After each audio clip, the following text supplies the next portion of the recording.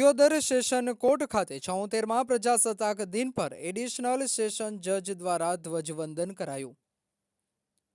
સમગ્ર રાજ્યમાં 76મા પ્રજાસત્તાક દિનની ઉજવણી ખૂબ ધામધૂમથી કરાઈ રહી છે। ત્યારે આજે દિયોદર સેશન કોર્ટ ખાતે એડિશનલ સેશન જજ દ્વારા કોર્ટ ખાતે સંકુલ ખાતે ધ્વજવંદન કરાયું હતું। ત્યારે દિયોદર એડિશનલ સેશન કોર્ટના જજ આજે 76મા પ્રજાસત્તાક દિન નિમિત્તે કોર્ટના સ્ટાફગણ અને દિયોદર બાર એસોસિએશનના પ્રમુખ અને વકીલોને ભારતના સ્વતંત્ર સેનાનીઓ અને ઘડવૈયાઓની યાદ કરી બંધારણ ઉપર અને કોર્ટ પર લોકોનો વિશ્વાસ જે છે અખંડ રહે છે તે માટે લોકોના પ્રશ્નો આપણે ટૂંકા ગાળામાં સોલ્વ કરવા જણાવ્યું હતું અને એક પ્રજાસત્તાક દિનની શુભેચ્છા પણ પાઠવી હતી। બ્યુરો રિપોર્ટ દશરથ બી પ્રજાપતિ, દિયોદર, બનાસકાંઠા। કે આપણો દેશ 15મી ઓગસ્ટ 1947ના રોજ આઝાદ થયો। આપણને સૌને આઝાદી મળી। તે વખતે અનેક રાજા રજવાડાઓ હતા।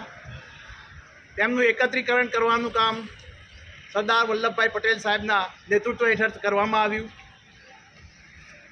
ત્યારબાદ 15મી ઓગસ્ટ 1947ના આઝાદી પછી આપણા દેશનું એક બંધારણ બાબારાવ ભીમરાવ આંબેડકર સાહેબના નેતૃત્વ હેઠળ તૈયાર કરવામાં આવ્યું, જે 26મી નવેમ્બર 1949ના દિને તૈયાર થયું, જેને આપણે બંધારણ દિવસ તરીકે પણ ઉજવી રહ્યા છીએ।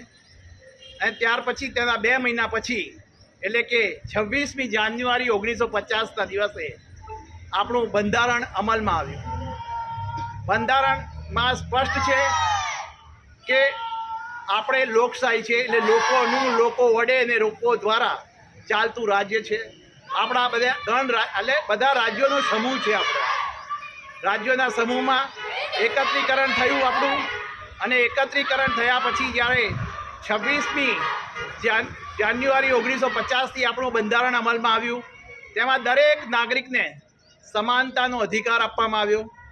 સમાનતાની સાથે સાથે રાજ્ય અને સરકારની સત્તાઓ, ફરજો, આપણી નાગરિકોની ફરજો અને ખાસ કરીને નાગરિકોના મૂળભૂત અધિકારો અને ડાયરેક્ટિવ પ્રિન્સિપલ્સ તેમાં સમાવવામાં આવ્યા। આપણે જ્યારે કોર્ટમાં કામ કરી રહ્યા છીએ ત્યારે આપણે સૌ જાણીએ છીએ કે કોર્ટમાં લોકો કેમ આવે છે, તો જ્યારે દરેક નાગરિકને પોતાના હક્કો હોય છે, અને જ્યારે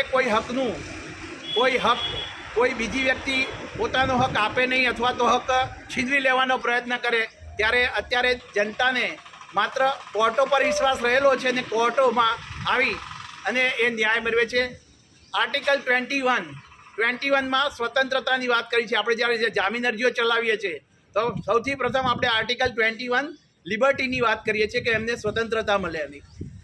આપણે જ્યારે સમાનતાનો અધિકાર આપવામાં આવેલો છે, ન્યાયનો પણ અધિકાર આપવામાં આવેલો છે।